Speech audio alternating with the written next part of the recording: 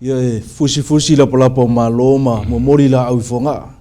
Ia musa mangu ar sanga lala. O le viinga o le atua e mo pei me uma ale nganga fia. Ia maranga faaftai ia le nei fo eva no taua auale. So ino tatou pokalame masani. Ia o fesiri matali. Fia leo le nganga le nei fiafie. Faafilo ia tu le ngaluenga awa sa mo fitu tu tasi o le tu fio mai. Faatulou le pa ia ma le mamalo le ngaluenga. Ia fia le nganga ia faatalo fatu le autostusi. Mai se fo de te woloa. Ia faapea fo isui o le komiti o le fono wao. Ia o mtaitai mitanga luenga fia. Ia faapea fo le nofo itua inga ese mamalo le aufai ngaluenga. Ia tai nani le lave le vao sal mamalo lumo o tatu ngaluenga. Ia faapea fo le tapu inga na yo tatu tamama tina matutua. Ia o lo po le fala matatalo matapu i mai. Ia wase ai o le tatu ngaluenga. Ele whangaloina fo ia si o tatu atunu pele o Samoa. O lo whaafonga mai tafa e fia o le nei lalo langi. Fia le nganga e whaatalo whaatu i le nei fiafi. Ia e pēna mātu whai atu i taimi o whano. E whaatu lou a Samoa i pa ia mamalo si o tatu atunu. E tari tonu ia ua tatu ngafa e tasi. I le ngafa o Iesu keriso. A e whaatalo whaatu i le nei fiafi. O le nganga fia foi. Whaaftaia ma lana uauna i le soifua sopo mai. Ia e fia foi le nganga e whaafiro i atu i le taitai au au le ngā luenga Samoa so fitu tu tasi. Sunga ia pasta alai moana Willie Papu. Ia o ia leo wa tosi luaina ma mamanuina le nei polo kalama. Fesiri matali. O le nganga lava ma le whaamoe moe o le uauna le atua. Ia manino au o fala. Ina ia avea fionga le atua se vai manino mo ila tou. O lo sa ili ma fesili mai, imta upu sili. O le fionga le tua, whaaftaida ila na uauna, fia leo le nganga, whaatalofa whaapitoa, lau suga le, tai le nea fiafi.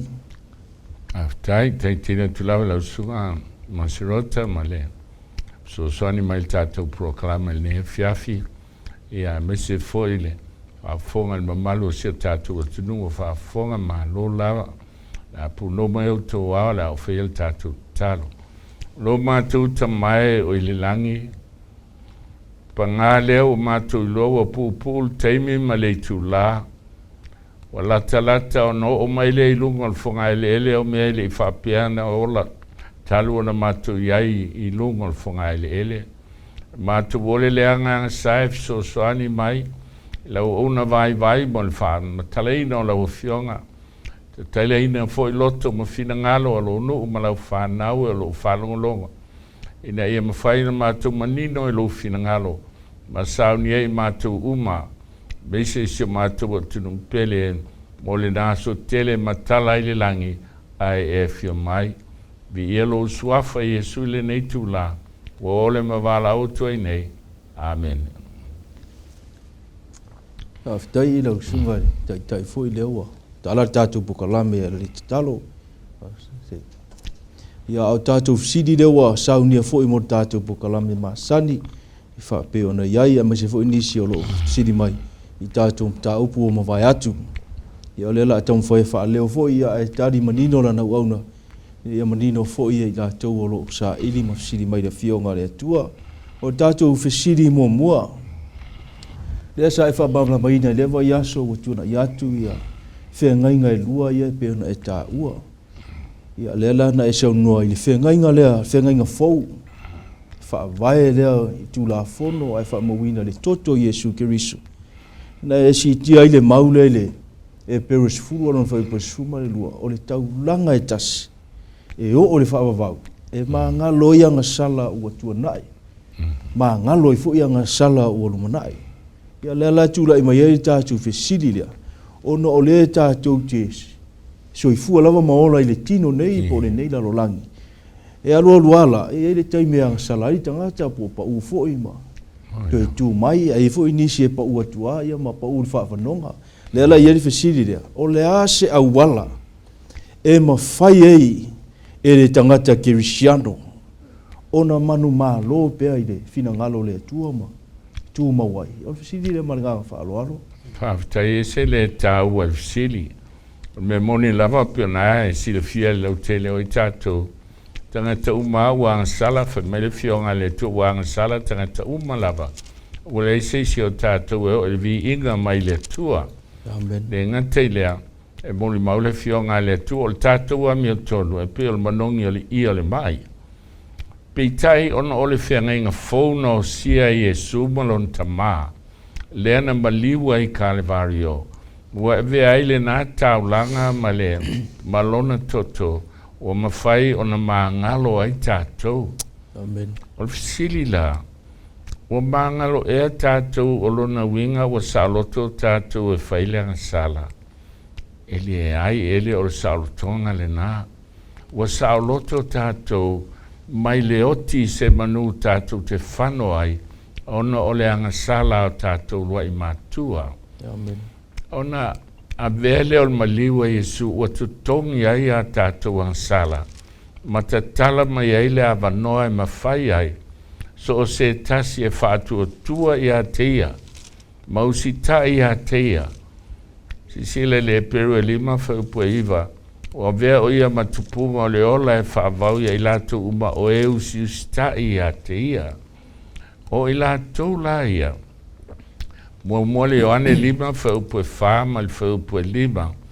Whafunga le i le fionga le tua ma le whamtalanga a le tua le tusi le o Ioane.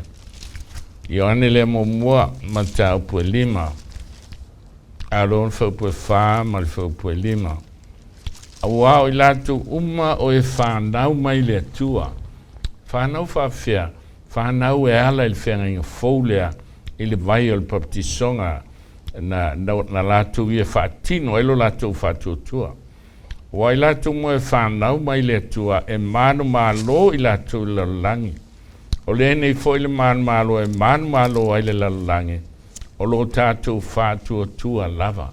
Amen. O le fesili la.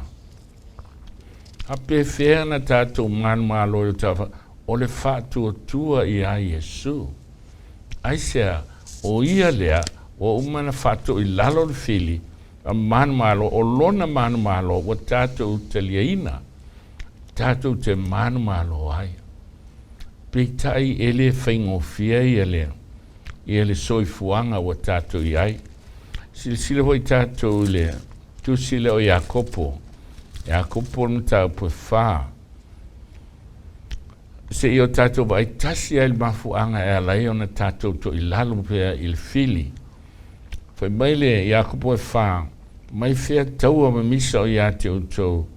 E le o le nei ea mai outou mana o le anga. O lo o tau i o outou tino uma. O le mana o le anga la le e mafuai na misa whafuang. Ua outou tu ina nau ai le maua o outou fasioti ma outou losi ai tau tere mwhaina maua. Ai se outou femisai.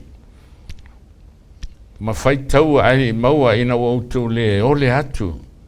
O outou le ole atu ai le maua. O ole atu mal whale te tau. Ina i wha umai mea i outou mana o le anga. Alona winga e ala na tatou to i lalo pea. Ele o mawhaina ve ese mana o lea i o tatou tino. O i mai lea o tau tāne muli o ai mawhine ma tau te le lo el whawo ma lo langi o le ita le i le tua. Ele o tau tala i le muli lua i le tu tino le masene tatou. Au tau tala i tangata e alu i le tua. Ai toi pipi i atu fo i le lalo langi. O mai le muli lua e alu i le tua ai toi alu fo i le lalo langi. Whawo ai mafua i sea mafua mai mana o le anga. O le ala mea lei ona tatou to i lalo. Whafonga. O le whiupu e so oi whai mai o le nei o se woma la lango ve mai tei le tua. Whaate o tau eo whai mai fualtusi. O le loto lo no whai tonu i ate o tau wanau ia il mataua. Awa fo i mai e ia le alofa tu no e sili. Oh. Pawhi taile tu lele loftu noa. Whape mai e te e atu le atua i e whamau lunga. Ai fōa i mai le alofa tu noa i e whamau lalo. Amen. O le mele o tu ngā wai ai le atua i o tu te il te apolo. Na sola e se ailea o ia i a te o tu. E sisila. o le mana o le anga lea, e mafua mai ai, o le loto, e mana o i le tua, mana o fo i le langi. O na tupu mai ai lea o le wha maua lunga. O le wha maua lunga lea i le atua. Ma ua mawhai aina manumalo mai pia le fili o tatou o lang. Te ele ainga sa tau na maua le fia fia. Ai le maua fia fia wha maua lunga leisi i leisi. Wha maua lunga leuso tonu ainga. Mafua mai a satani. Pai mai satani o te siia e luna whali ma te tusa ma leisi tinese. Mana o leanga. Mo mole Ioane tolu alona fusule mafai mai. Ia utou fasioti o utou mana o leanga. Fasioti la fa fena fai. Mo mole Ioane mo mofa upueiva. Pai mai utou faali atu autou angsala. A tatou loto maulalo. Na e fai tu le atu o se se o leanga. Ia e lofa fa maa ngalo mai atea. Ai lua me o fantasi bal faali. Fata o te luful valu fa sul tolu. Hai mai e faali man la fuai. Alo no inga faali atu le tu o tatou se o tatou leanga. Man la fuai. O na alea. A la fuai. Na langona le tatou le salamo. Ngā lua ngai lua fa upu e tolu sul valu fa mai ina salamo ia. Ma ia te itasi impaptisoina. O mele mafuai, o loto eleanga, wha maua lunga ai, le fia to i lalo ai, a le fufo, tatou wha mau lalo, ta uatu le tua, o se, loto maua lalo, ia salamo, ma wha tua ia Iesu Keriso, o lo tatou wha tua le na, tatou te manumalo ai, o ia, na te la vea ia te tatou. Ma lo va aftai i lau sunga le whawhenga inga, le wawa e tala tu soli. Le fionga le tua ia mase fol fasini tu ina mai se auala, te tai le wa e tari manino. Ia mwhaalongolongo atu, le ai e maua le loto maua lalo, le auala lea, ia mase fol yor salamo ma la fua. Ia le wawa e sau noa wha mafuaaga. E leo na pa ua atu whaafanonga ma. Whanua i lawa i le whiri mana upenga. Ia ono le whaamaurunga. Whaaftaida i lau sunga le. Whaafenga inga le atu uloa le tā waalanga e manu le tā teimi. O le si tātou whesiri. Ia. O le ana e sau noa fo inisio teimi ma. Whaamatala le valoaga e masi fo fionga le tua. Ma e sau noa e ei le teimi e. E ui ei le whanaua le tua. Por se lau whaafare na e tā ua i teimi o whanau. I sauaga ma whainga. Ma ti ngā o leo langa nei. O lea lai sa o tātou whesiri lea. Aisea ua finagalo i lava lea tua tātou te ui ia sauaga. Awa le manatu ma li lifa fo i tā ofi o nisi whaatutuanga ma kerisiano. Asa la mō sa hauni loa nare. Whaatutua whaatari nare fio ma Iesu alu loa. Ea unua ma sauaina. Ia o leo sa o tātou whesiri lea ma le nganga whaaloalo. Whaafitai. Ole maulelo el Filipi mo mofa po lua sfuna leiva. E ese lona tau fa mele wo foa I fuaina ia I tatou. Elena ona fatu tua ia tea Filipi de mo molo fluiva. A ia fatinga ina fo I tatou ona oia. Oi olona winga fia le atua pe a tatou tinga ina. E ali mai e iai le me tupu pe a tatou I le vanu leo tiga. Si se fo to le roma le valu fo po sfuluono ma sulfitu. Fai mai e fai I tatou masuli o suli fatasi ma keriso pe a fai tatou te tinga fatasi baia. Amen. O le naturo o tagata e whamawalunga e le fieto I lalo. E le mafai lan tatou o le langi whapena. E o tu le langi misa I fo I le langi. Ma whetaua ia I le langi. O le maliwa Iesu o tātou o lai. A o sauanga ia. E fsosoani o tātou o langa. E tu ua I tangata I lalo. Ai la fo ia e pule aile. O le ale me o mai te tu e pule le atua. Fai mai e fai ai tatou masuli fatasi, sila foi. E ui ai a keriso ia. Ae na ui ai e le vanu sili na matautia. A fai mai tu sili o Aisea 11:3. O lona ti ngā. Na ia i loa i lana whanau. Pena foi tatou. E le mwhai on tatou i loa le atua. I loa le ola e whawavau. Pe a tatou le ui ai le vanu. Mafuaaga na le Roma 5 fo puetolu fai mai. E mita fo i puapua ngā. Awa puapua ngā. E tupu mai ai le ono sai. Le ono sai le ta ua lau pa ia. E maua i puapua ngā. E le maua i sifale a onga. Tusi ai maua i ti ngā mawhita. O le ono sai. E maua i le mautinoa. Mautinoa lea. Mai le mautinoa le whaamoe e le mai. Aisea o whaamalingi mai e le atua. O le alofa tunoa. E le ali mai to tonu o sauaga. E le ngata tatou loa ai. Le atua malona alofa. Ai whaamalingi mai lona alofa i o tatou loto. Sui ai li tagata. Pai foi tatou soifuaga nei. E te halu fia ngalo le atua le tele o teimi. Ai te uilo le vanu. Uilo a inga i ti ngā. Ta mana tua lo leo le tua. E au ngā la ti ngā ia. Tātou te loa ai le tua. Ma tāua ia i tātou. Ia le tua tātou te auna i ai. Mai le Filipi e tolu fa upo sifulu. Mai le apostolo polo o mea sa au mita ai. Ai no au maua kiriso. Ona ulole o leo tota ia me uma. Ina ia o maua kiriso. Ma au ti ngā whaatasi mai ia. I ona mawhatianga. Suinga o tagata. Mafua mai o le vanu nau iai. Whaaftai tele lau sunga le whaafengainga. O le mai tau foi ma le whaaulongo. E tele nei vae ngā tāua. E mafuai. Ia ona finagalo le atua tatou te ui sauaga. Pe lena e saunoa. E le ngata le whaatuatua. Ia ai whaatinga ina foi ono Iesu. Ia manisi o vae ngā tāua lena e saunoa. E tatou te ui ai. Ida ia mawhai ona tatou whaamaua lalo. Ia ai whaalia ele au le atua le soifua e lafo ia tu le atua.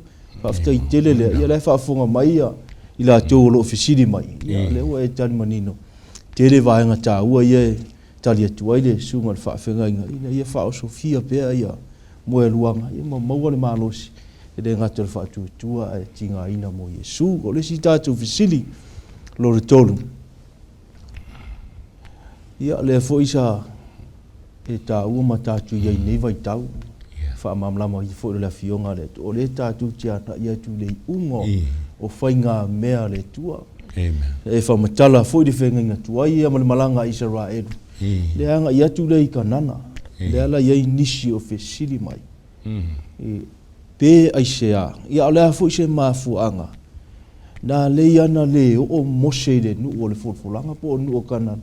Ia o momo onga o Mose. E fia ulu fale ile. Ia le maua fo i pena tā ua fo i le fionga le atua. E na o Iosua ma i la tu sui wa le na. Saori tau nu uren i Kanana o le sa wela tātou fesili le. O le ala se mafuaaga la fo i sau noanga i la sunga. Ia mo i la tau le fesili mai i le mafuaaga na le oi Mose. Ma le whaaloalo. Whaftai lava. O le mea moni a ma le whamaoni. O le anganga ato Mose. E fia o i Kanana. Le nu o le folfolanga. O le sini ato olo na vala uina. Ia whao olo na nu i Kanana. Pei ina tu silfia le mea na tupu. Sa iai le teimi nanga sala i Mose. Amen. Fai mai le tu e tautala i le papa. Ia o le fai le hita le toina.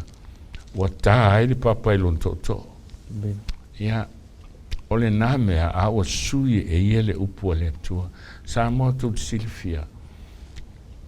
Po le halo tātou manatu o se mea le lei. E o ia usa tau pa ule atola au. A patu usa ele se mele a patu e tau fila atola. A fe mai le upu le tua au le pai ai. Na oti a usa. Ewi na alofa le tua ya Mose mavala au fa pitoa. a le sona le tatou te maua mai na oti a Mose oi a fea fo ile tua fa mangalo fea fo ile tua alofa io e fa mangalo ile tua Mose ai tu silfia na iai mea ele iloa e Mose e me mana ole tua tu iai Mose ona faatanga le tua Mose e vaveoti e tanu e angelu pau ale o tagata ole tamansuena tanu e angelu Aisea te faitau le yuta mo fe upueiva na toe langa le tunga mau o Mose e Mikaele po o Iesu lea ai loatu fo ele nei tagata o satani loatu finau le ai tatou ana oti Mose ele te tauna veilana wanga sala ia te oe a tasi ale upua a Iesu a o ai neli ia te oe Mose ia te oe satani Aisea o le atua lea na mafio ma Iesu e maliu mo Mose ia sisila me ufai le atua e te maua le mateo mtapu sulfitu fa po tolu o Mose ma Elia na iai le mongo liunga e whaamawhana whana ia Iesu. Te lau so watu wa suia wa pupula lo latu li whawa. Awa etu to urua mai o Mose ma Elia. O aina taua ia o Mose ma Elia. O le nganga pa ia. Amen. Na tau iai. Na manatu latu e rofo ai loi lunga. Ai le ai. O le mongo liunga na whaali ai lau so o le ata o le fio mai o Iesu lona mamalu. Mose o le ato i lato e langa mai tuka mau. Elia o le ato i lato o le ali iua. Fio mai Iesu o ola pia.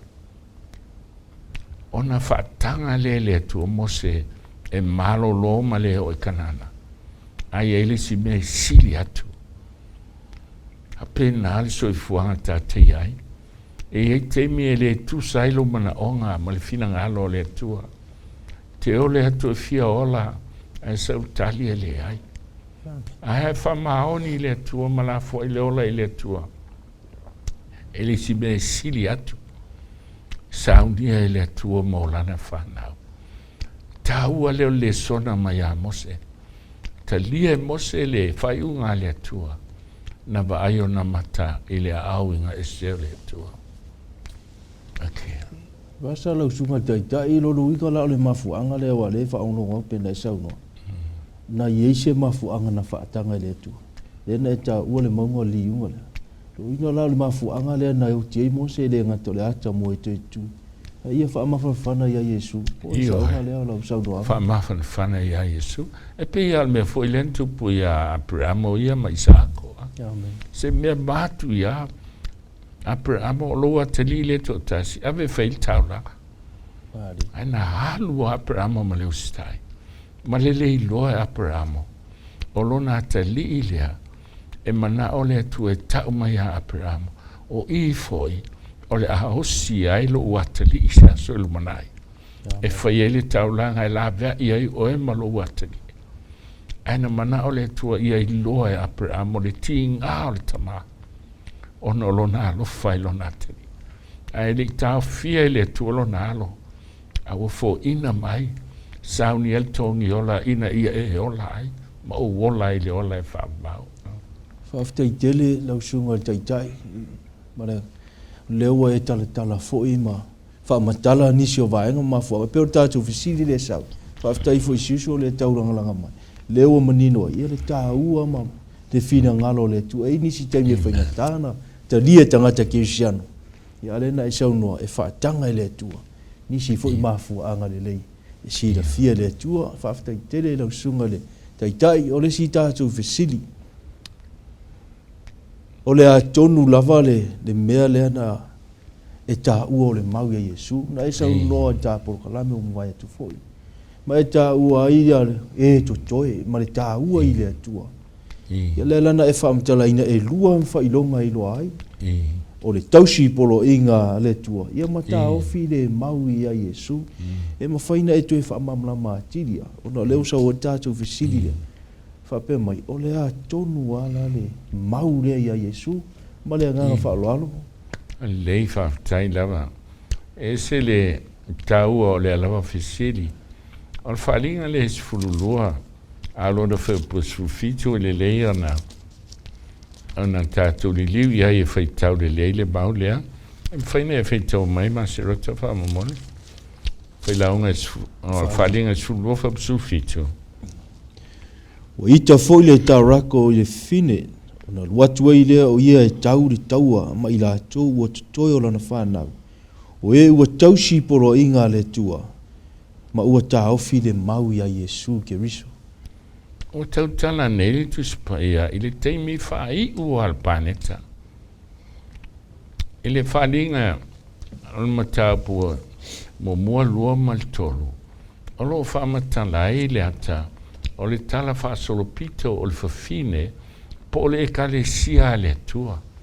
Fitu ona la sanga te tele, na amata mai le ekalesia e feso, ina ua maliu Iesu manto e tu mai, amata e le ekalesia, tata ua o le ekalesia kerisiano.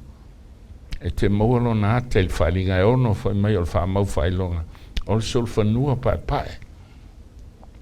Faasolo mai ai leo le talaaga e feso se murana ua mumu le ata o le solfanua perekamo ua uliuli tuatira ua lanu samasama i lanu o le uti le history atoa o le ekalesia kerisiano faamatala mai ai e ekalesia ia e fitu po o la asaga tetele e fitu o le aui ai le ekalesia ae o mai le faiʻuga o le history o le ekalesia e le fai ua le fafine e fai e ua totoe tai mai leo istanata o tangata whamaoni na ele fi sai e tangata whamaoni la sanga malava ai le ita ua o e totoe o le whanau whatoa maua i le fai unga o lona winga o e totoe e numera valu e le whasolonga o le whanau le atua mai maliwa Iesu malon toi tu mai.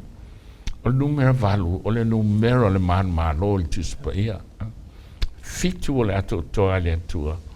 A le valu o le numera o le manumalo. O te sau satani. Fai mai o nai mai le vai. O a onga se. Ina ia ta fea e se ele fine. Ta fea e se mali upumoni. Faupula es fulono ma ufa manga le ngutu o le ele. E follow ai le vai. Pitai. Ele o fai mai ufa manga na follow ai le vai. A fai mai ufa so ani le ele. Ele i loa lai fa psulona. Pena lava le so ani le ele le fa manga le ngutu. Na follow mai le vai. Pena ta fea lava le fine. Pitai el fa po sulfito. E ali mai ua le aise fine. Si foi mai ua sau satani e tau mo sau le tarako satani e tau mai ua totoe o le whana o le fine. Ua le aise fine. Aisea, e tasi alo na whai unga mai le upulea o e ua totoe. Totoe mai le aingoa. Totoe mai le tawhianga. E le iase si me faasino iai. O ta fea le fine, ta fea toi malisi vai ngal whanau, ai e o to toe mai. O ai lai o toe, o le whanau le fine, o to toe ele i tafe fea. O le fesili la, o ai la tona, pai mai o e tausi polo a inga le atua, ma taofi le mau ia Iesu keriso. O le mau lale ia Iesu keriso, se fulu polo enga e mal sapati ele mfainta fela to e tausila sa tausia la tol sapati o le tua polo enga ma se fulu le tua ai watu ye le tua le me alofa fa pitoa e tau o le mau ya Iesu ai le liu la falinga es fuluiva fa es fulu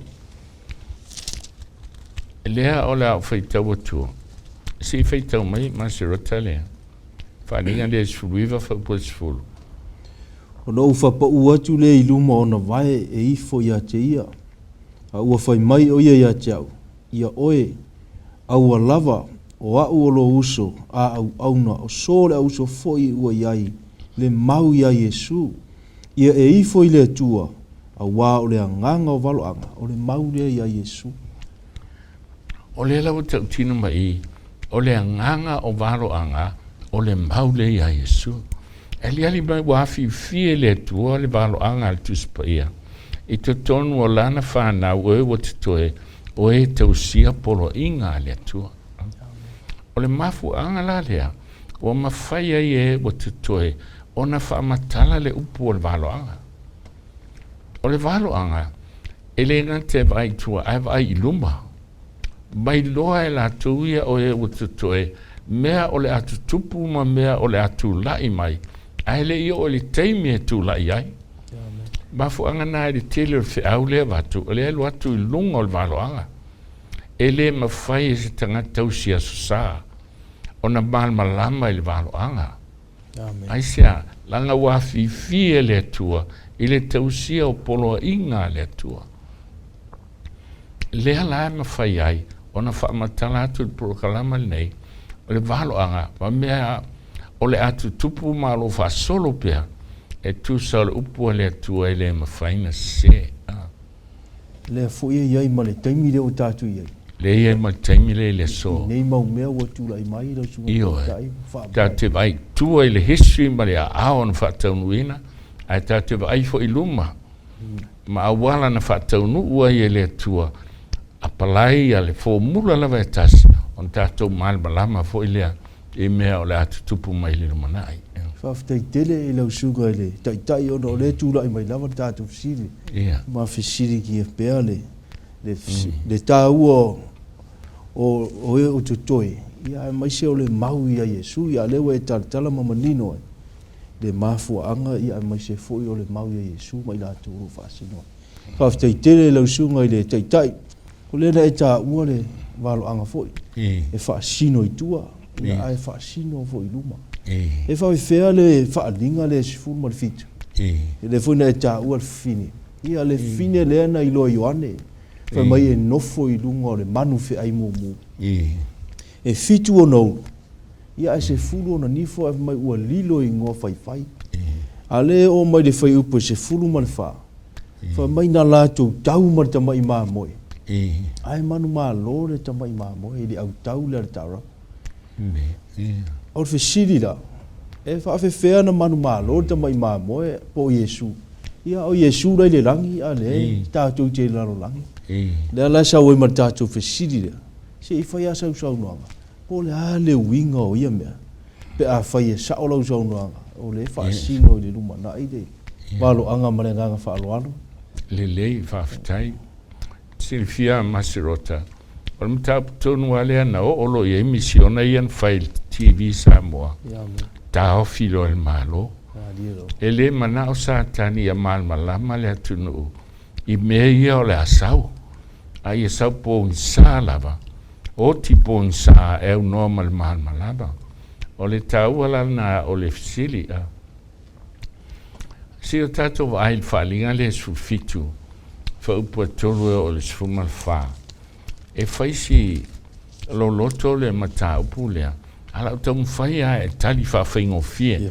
E ese teimi a lavali teimi ona au ili ai lea. E talu ai le tau al fisili o te le manao e tuti ai. E te tau ana tali. Whalinga e sulfitu lea tātou te ai. O le whaupu mua e tau ma le whaupu e lua. O lo tau tala il whawhine man tu fwin tau whawhine al whatusa le kerisia. Amen. O le fine la lea. Sa no foi vai e tele whaumamua. E ta o le fine talitane e sili. O le te e vai e tele. O whaitaanga mai a tupu la langi. O nā foi o no foi la le waina o lana whaitaanga. Lunga ua tau tala nei. Ele whawhine po le lotu. Po le kerisia. Sapu lea o le whalinga e sulfitu a lona whaupu e sulima. Fai mai le ia teau. O vai na i lolo o ti ele fine talitane. O nu uia mamotu o tagata. Ma atu nu umanga ngana ese. E tasi ali lotu sapu lea Europa atoa. O le mea sa tumu ai maa lo le laulangi. O le kerisia Catholic Roma. Ino o tatou e tau lo le lotu wita loa. Ai lei whawhiana whamatala e le atua le valoaga pe a maua tatou leita. Pena whatu e leo lau lotu e oti o e oti. Sapu lea atua, whatu se le atua, ili whawhine talitane e sili. Na umana toe ave le vao o le whatu sa o Amerika. Ai wat foi le vao, vai me foi. O le whawhine foi ale e tasi le no foi le vao. A ua sui, ua vea matina. Ua leo toe fin talitane e sili, a ua vea matina, ofu mata ngofia. Ona foi mai leo le fionga le atua. Foi puatolu. O ia ave au le vao le anga, ona uloa lea o le fine u ti il man fe ai mumu. He man tua foi o le tara ko mumu le whalinga sifunu lua le ata o satani. O ia veha au varo uloa lea o le fine ti il man fe ai mumu. Wa lilo i ngō fai. E fitu o na ulu mo na nifo e sifulu. Ai vai whalinga le sifulu tolu. Tasi ale ngō fai. Langa e tasi ale lotu. Ao i, wa liro le man fe ai le al whalinga sufitu, i ngō fai. Aisea, wa le tasi le lotu, a o lotu e to o tele o le lalulangi. O lea wa alu umai lalu, a wa sui wa le to e fintal tanesi, o le tina. O whanau ele kalesia, o lotu ia sa ta o lotu protisano i Europa, e te e le pule lea, a o lea wa toe foi alanga umalotu e toe foi il tina. Ale la famiglia si spaia o whanau. O whanau le fine o le tina tisila. O oful fine pauli ma le mumu teu i auro ma tau un peni na bailona lima le o tumu i mei ino sia ma le leanga o lana faitaanga. Al faitaanga lo wale tasil tane na o Iesu a o faita ma tua fa pau ma ben fa pau an fai mai lea o le ingoha tu silma o le me lilo Papelonia wa leva na le aise Papelonia ili tino fa matia a Papelonia fa le anga lenta o falinga su o pau o le ato le kerisiano o pau o le me lilo Papelonia le aitele o le tina fintal tane mal me ino sia lo lang na ulo foi fine o na il toto le opaia ma le toto en mol mau ya Iesu o ulo atu ya te ona o matua ofo tele ai lea Aisea wa ofo Ioane o fa fine o fa tusa o le kalesia al fa fine le o na le toto le opaia ele toe fasiotia e ia se tagata a o ia le sau ai fatonunga lea o si tai umai ai ia le manfe ai atoa lea na tafafompe na ulo foi fine o na al toto le paia mal toto el mol mau ia Iesu o ulo atu ia tea o nom toa ofo tele ai lea po fitu foi mai le angelu ia tea sale me o e ofo ai o te tau ati a te oile winga lilo o le whawhine, ma le manfe ai o ia te tia ai, e fitu o na ulu, ma ona ni fo sifuru. Ile ina tia ai whai maila angeli a Ioane, o te ofo. A leo la whamatalai a te oile whawhine, e manfe ai ma ni fo ia. Ia, sisile le whapuso ai. O le manfe ai na eiloa, sai ai, ua lei ai foi, o le alua e foi o ia ai le toe le ngata. E alua atu foi o ia le malaia. O e no nofo le lalangi. E le itu si o lato ngo il tu se le ola. Talu o na whawaina o lalangi. Lato ti tau whai ofo foi. Pe ai lola man fe ai. Sai ai. Wa le ai foi. Ai ui lea. O lo i ai lava. Te man fe ai una ese lea. O le man fe ai sai ai. Wa le ai. A lo i ai lava. Foi upula iwa, foi mai lole atua. O le mele nei wai ai le ata mai e ona al poto. E le ata mai o le atua. Le watu i tonu o e totoe. O e la tau sipolo e ngā le atua whafonga lea. O le mele nei wai lata mai. O ulu e fitu, o maunga i e fitu.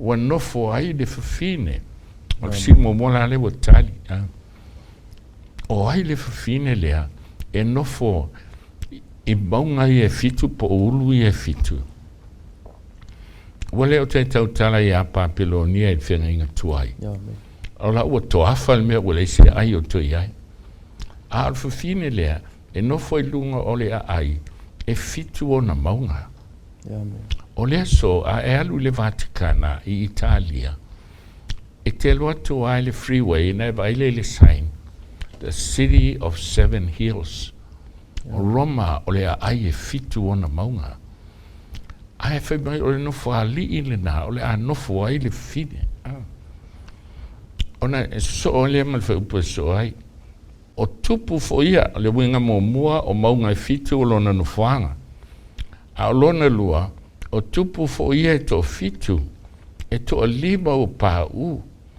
o lo iai le tasi ai le o mai nei fo i le tasi pe o mai e tusa na sa sauna po e tu mauai e le ganta o ulu e faasino e maunga ia no fo li fine po le ai ai fai mai o tupu ia e to fitu to lima o pa u ai va ai le tani lung tapu e fitu o inana fa matala ai e le atua o ulu i e fitu a mata mai el valoaga na mata le tupu tele ona toe faluaina lea e le tanielu ona matapu e fitu o le manufe'ai momoa o le leona Papilonia lona lua o le urosa o le malo lea o me time perisia o lona tolu o e leni po i Havana le fatusa i le na Mary o lona fa o le manufe'ai matautia Roma fa'apaupau ona soso'o lo lea ma Roma pope e lima ai e fai maitus pa ia i le teimi le lima la ua pau teimi le utuanai le u fa'amatala le valoaga le fa'amaoni Papilonia me time perisia e leni Roma fa'apaupau Roma pope ua uma o lo'o i ai le tasi tafoga ke o lima pa o lo'o i ai le tasi o ai le tasi le ulu lona ono le iai nei le malo Amerika o le lima tolu valu tasi fitu i vavalu na mai le pule Roma pu i whaatangata taua pope piono loka i le whalpui farani al tasi fitu i vavalu foi na recognize ai e farani i a Amerika o le malo tuto a tasi le ana sawa i lola na pule o mai le so o le ua pule Amerika i lalangi si foi pea o mai ele io o mai nei fo ile tasi Aisea pea o mai tusana sa sauna po tu mawai o lona ono Amerika a lo saulisi ai a sau e pu temi ele umil temi sawa e va fongale ile agret o valoaga ma le tau o valoaga o le sole pule Amerika a lo saulisi o ai le sau o ai le lona fitu le sau ale banfe aile al falinga su fitu o le ulu lona fitu fai mai e lilo al manfe ai ngo fai e se fulu nifo e lona o nifo i e se fulu te fai tau tani o nifo e se fulu sai ai malo e se fulu na pu lea Roma ma lalang o nifo e se fulu al falinga su fitu o malo o fatasi le o tu i Amerika e pu lea le lalang a o ele man feile wa lilo ingo fai falinga sul tolu tasi le ingo fai tasi le lotu falinga sul fitu wa lilo ingo fai o le tu fatasi o lotu male pulenga fal malo o fatasi amen fa fonga mai sa moa o le o tato ia il masina nei o kuso o se tema e fili ai Amerika pe ave eselana tu pepa a octopa e felo e le Vaticana maulua malo la e fatuina one world church one world government a o le fanavalo ia e tonu pe tonu masina de marisi masina pe tonu tau sanga fou ai tonu lava ele fai se sinta o file o pole tua Mele le wa mai ele feau, mai tatou Samoa. E ti ngana la ti Samoa. La u faile mafutanga lotu. A lotu si aso sa uma, la wa ye male asfitu. Aisea, lotu Samoa tu tasil SISDAC, le abu manumalo e sori pala ilalo. E te ofo, fale la taila e mana o fili fatula na lotu. Amen. Sa feo ile sa tonga malo o le lotu I Samoa. Wale ai.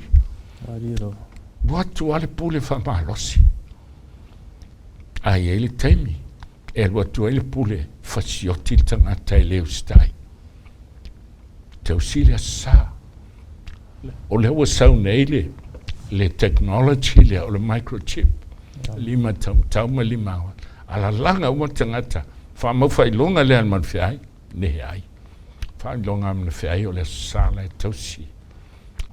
Ia mana tuala sa pati fa pa ina. Man tu e fea ilo muaulu. Fa tu so o le iloa se ai fefe oti.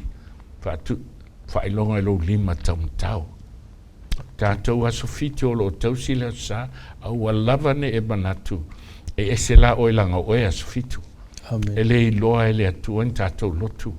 Na oe usitai le upu le atua. E iai le aso. O le auala lea, o lona valula, fai mai o le man fe ai sa iai sa tani a Papelonia fa solo mai ai. Ele o iai nei, Aisea ele o sauaga Amerika se no. Ai o lo o iai lava. Fa inga sultoro e te me tau tala fa tarako e Amerika. Le la tatou ho o tu iai.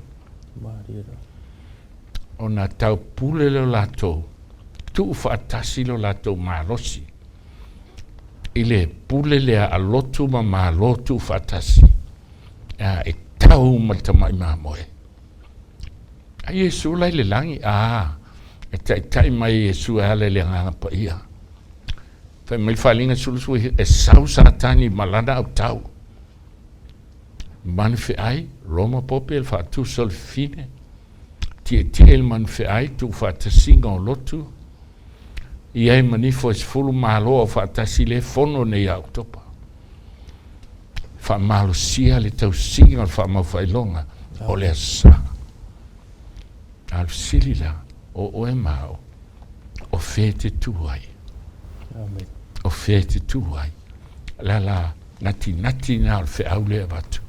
Ina e sa nia o e malo a inga. Mo le aso tele male mantautia ua lata o na o mai. Mai el fa pule es fultas o man fe ai sa tani mai ai yulu mai e fitu o le ai foi ele o sawa nei sesi o lona to valu lea nai le to fitu ai fa tau ai fa pu ye tua e una la to loa o le ngia la to el fine ona fali o ne lo le susunu el fine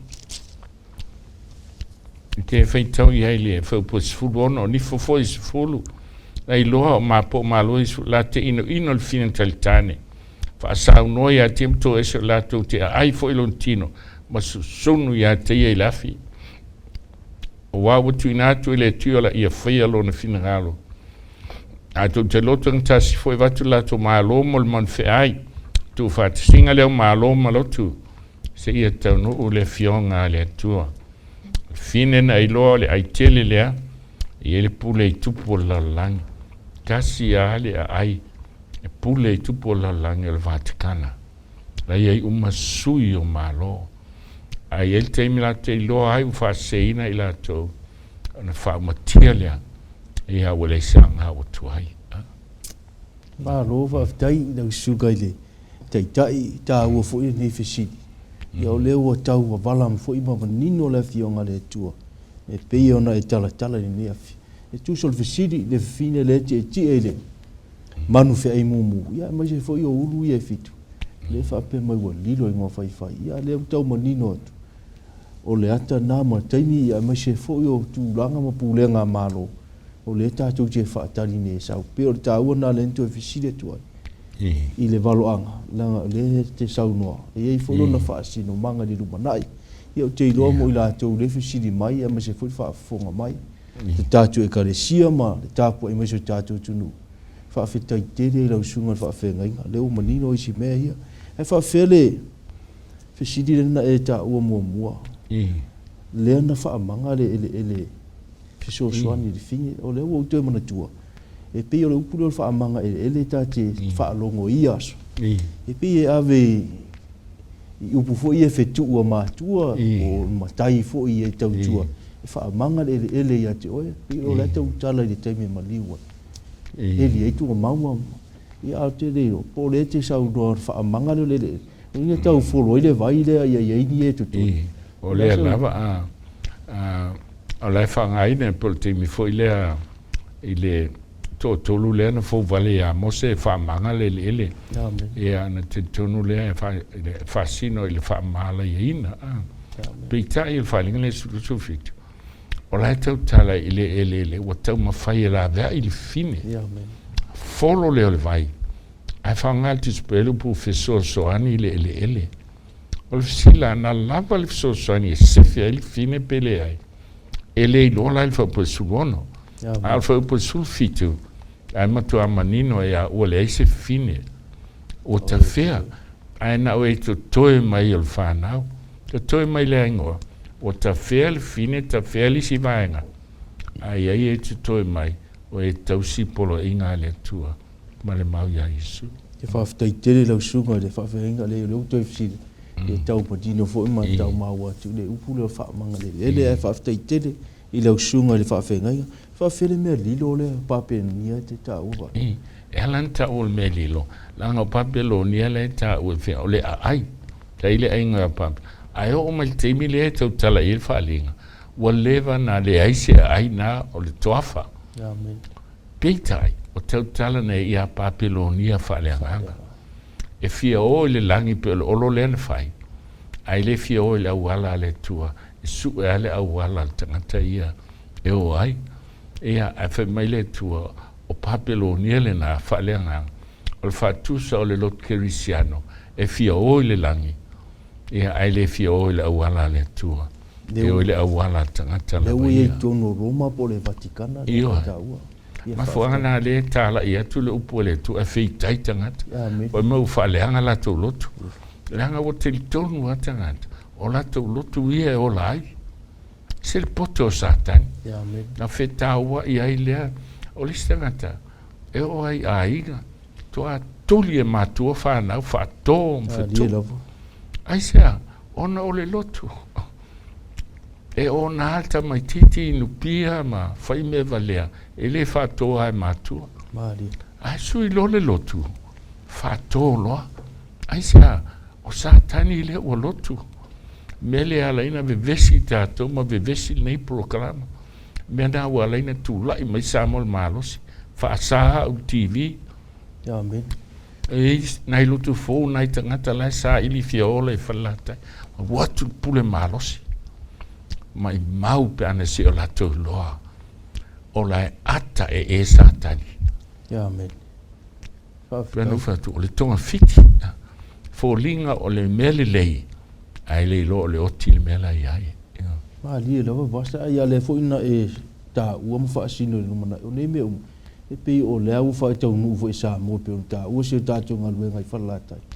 O le sau le pule a malo a whaatasi. Malo ia lewa lilo le go fai pol malu fe aile. Si, wailo le lea ai seo tātou malo. E le se me popole ai malo si la wa fai. E matau tia na mea ula tau fai. E mea lai sau tua malo o fatasi. A saulo e tua o ai polo inga fasioti.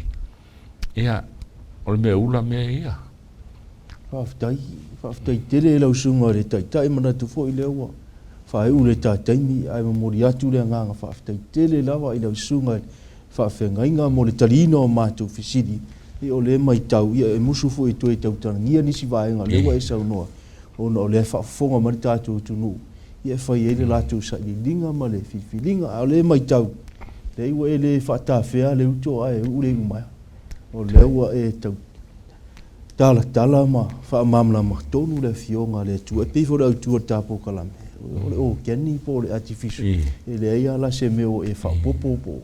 le o le sau lava le fionga le tua le mo le tua le nga whaftai ia i fo le whaamoe nei pokalame ia o whaamri ina le mai moanga nei le lau vi ma lau lala ia whaafonga ma le tapo i ma tātou ngā ruenga wao ia ma sesi o tātou atunu pele o sa mo whaamri le tua lau sunga tai whaftai Whaftai, ai tele lava Maserota mo nai vai aso ia lumana'i. O leo la alwa tu al tātou program whapto ele a fiafia o sa pati po la sto nai. A le sa ofisili mutali. Ai ai la sa ofisili te fiafisili ai. Ia nai el tātou questions and answer nai elo tu ele website e faina e tusi mai ai. Ai o la puno mai to wow Maserota se fai o tau se talo. Ia la whea tātou taroro mātou ta mai whawhitai tele nei auala o so ta inga o e whangaina e awe nai lau whe au ia mo i lātou o mwhai ona sa ili ma fia mamalama ia o fionga mātou whawhitai lau o auna maisi o lau whaunga le mana rua nganga whai e ona tāri manino ma wha mamalama waenga o lau fionga e tā pena ile soi fua si o mātou tunu ia maisi o lau e kāle sia i le whaamoemoenga e tasi wa taula lata mai, le langi ma le ona e whaavavau. Manuia lau ngā ruenga o ao, i a inga te tasi ma mtanga ruenga e fia, manuia si o mātou tunu pele o Samoa, molo o sa ili ia te oe malo finagalo, siri o whaamianga i lau ona taitai, Pastor Willie ma le ainga, i airo wanga le leima o whaamianga moro na maalosi le tino, sili la le nganga, o le mātou te talo so mātou a leu, so sila le tau mai so mātou tau mwhainga le nevi a fiafi whaamangalo i mātou e ala le suafa pele o Iesu kerisiano le lii o le tupu o tupu le alo lii o le langi o ole mawala au tuai nei. Amen.